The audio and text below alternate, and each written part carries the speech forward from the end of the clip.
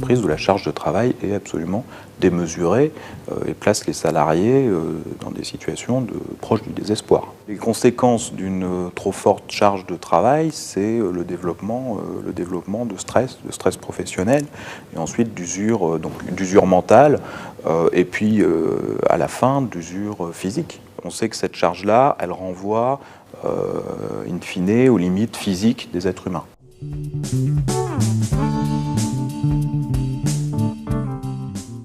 Ce que montrent les enquêtes d'épidémiologie, c'est qu'on peut encaisser une charge de travail importante, d'autant plus qu'on a des marges d'autonomie pour composer avec sa charge de travail.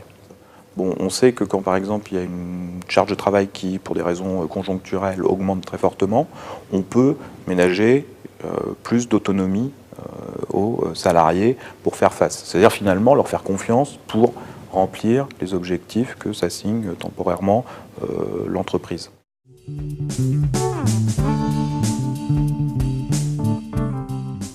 Une troisième dimension, ça serait tout ce qui est dimension soutien social au sein de l'entreprise. Soutien social à la fois des collègues, qui diminue à cause de l'individualisation des process, et soutien managérial, qui diminue à cause des transformations des modes de management. Donc ça, réintroduire cette dimension collective du travail, cette importance du soutien auprès des collaborateurs, c'est une manière aussi de leur ménager des conditions de travail qui font que le bien-être peut se développer au sein des équipes ou des services.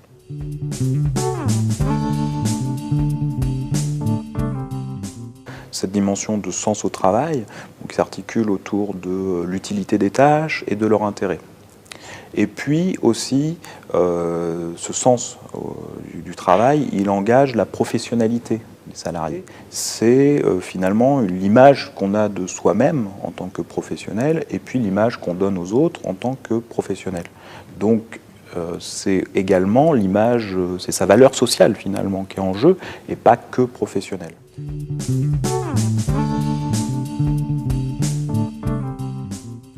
Un dernier facteur, mais qui résume finalement tous les facteurs que j'ai évoqués, c'est celui de la reconnaissance. C'est très important de reconnaître l'investissement des gens, de dire merci, de prendre un temps pour en fait reconnaître qu'ils existent professionnellement et que ce qu'ils font est bien.